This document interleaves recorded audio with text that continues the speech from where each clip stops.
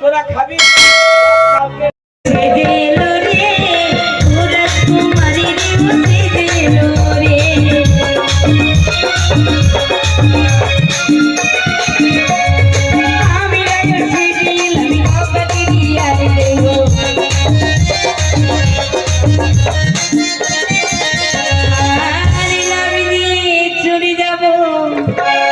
আমার বড় ভাসুরের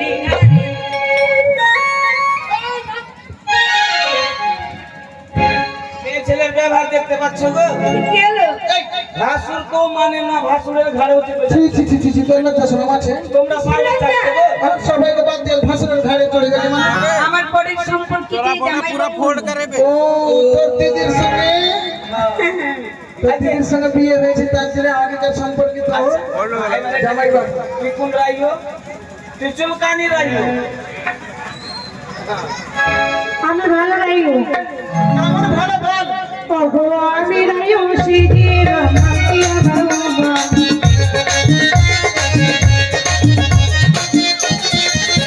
ওগো আমি রাইও সিজির মাতিয়া বাবা।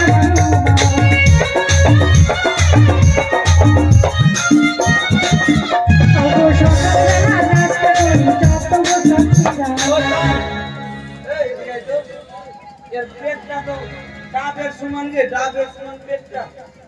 এটা পেটে 14 বস্তা চিড়া আটবে। আটবি না? কেন? রাজার বাড়িটা ঢুকিয়ে নিয়ে দিবে। তুই কি ভেবেছিস? ছোট ছোট বস্তাগুলো, ছোট ছোট ওই যে 5 টাকা প্যাকেটগুলো ছোট্ট ছোট্ট চিরা ভাজা, এগুলো চলবে না?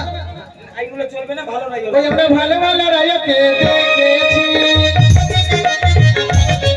আমরা ভালো ভালো রাইয়াকে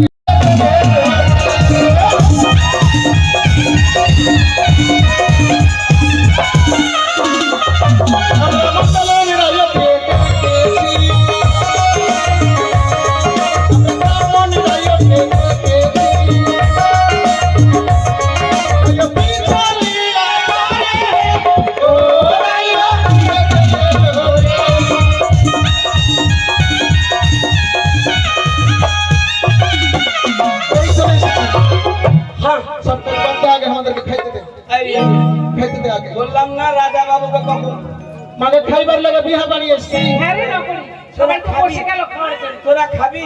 বস কালকের ডাল আছে কিন্তু খাট্টা হয়ে গেছে। হ্যাঁ, কালকের ডাল আছে খাট্টা হয়ে গেছে। কালকের ডাল কেন না? ওইটা যদি না শেষ যতক্ষণ হইবে না ততক্ষণ রান্না হইবে না, আগে ওইটা খাইলে।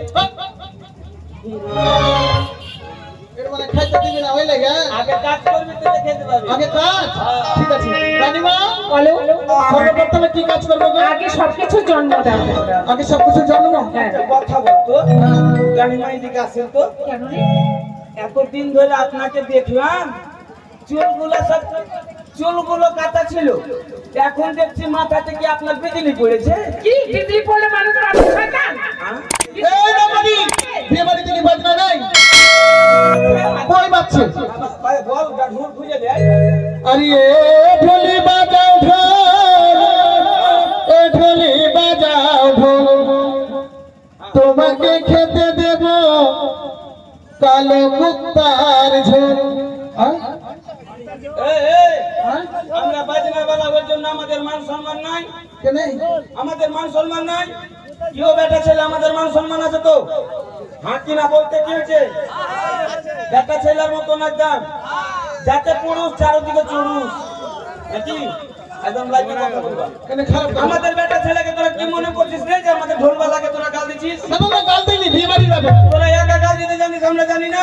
আরে